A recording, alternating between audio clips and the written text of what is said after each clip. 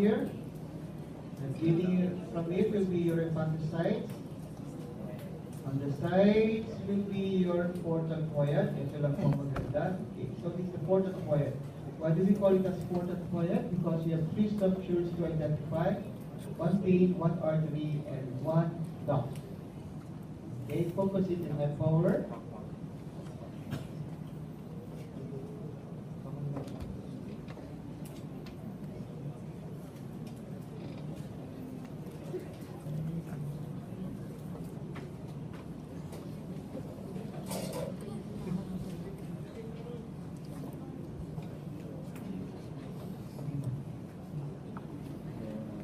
I hope by this time you should be able to identify, differentiate vein from artery.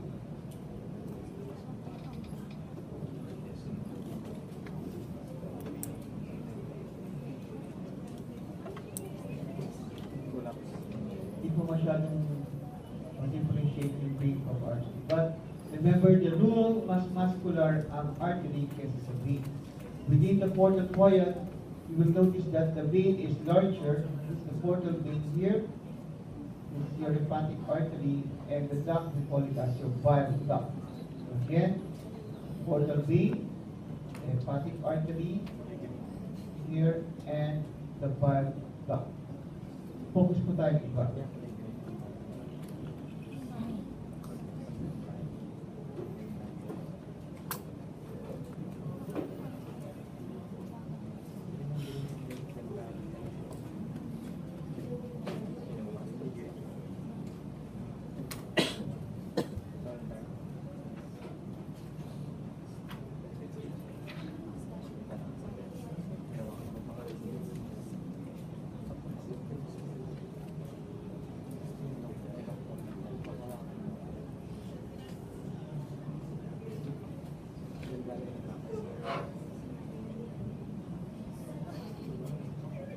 This is another one.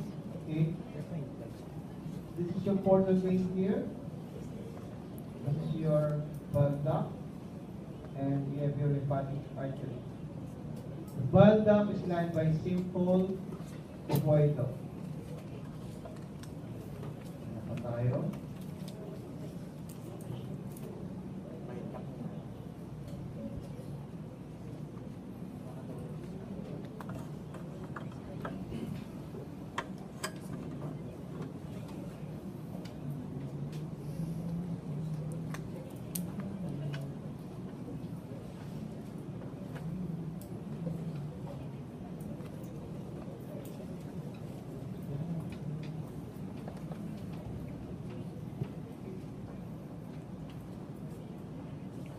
Dali po ah.